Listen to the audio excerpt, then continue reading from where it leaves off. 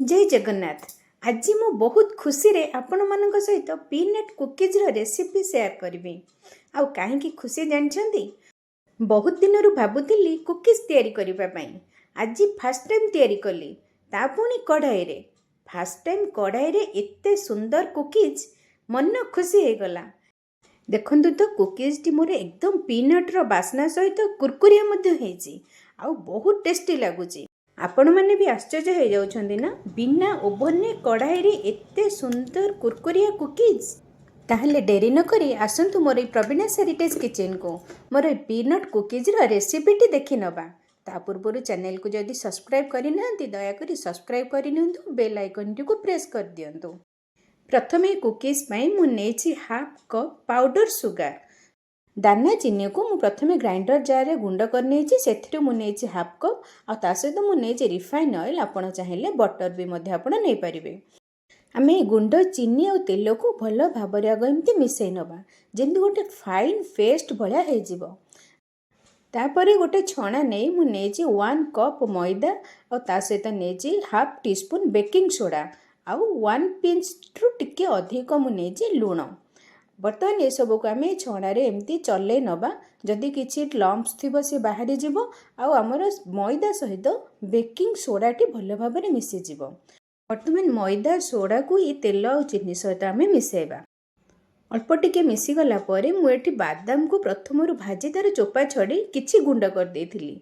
से जोड़ाक टिके पाउडर हो जाइए से पाउडर को मुझे सहित मिसेबी आ जोड़ाक दाना अच्छी मुझे अलग रखीदेवी। तापर याकू आम से मैदा सहित मिसई नवा।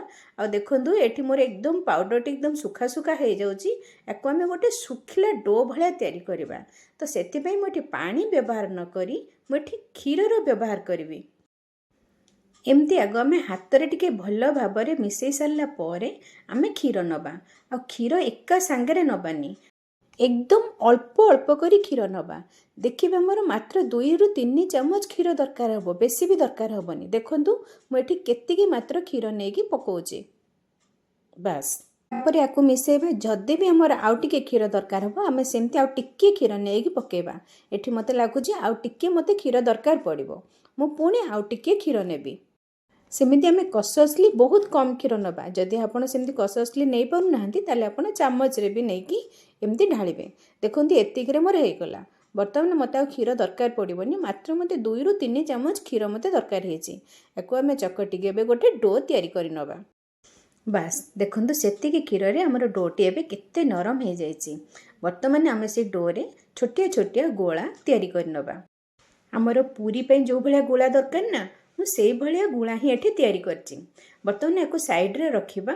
आ जो बादाम भजा रखी से किसी फाड़ अच्छी किसी गोटा गोटा अच्छी। बर्तमान गोटे एमती हेमदस्ता पुओ सहित ताको आम एमती आउ टिके क्रश करनबा जमती पाउडर हेनी किंतु खंड खंड होगी रहिबो। तापर गोटे एमती प्लेट नहीं मु ता देहरे टिके ऑयल ग्रीस कर देची। आम कुकीज को आम एथिरे ही बेक करबा।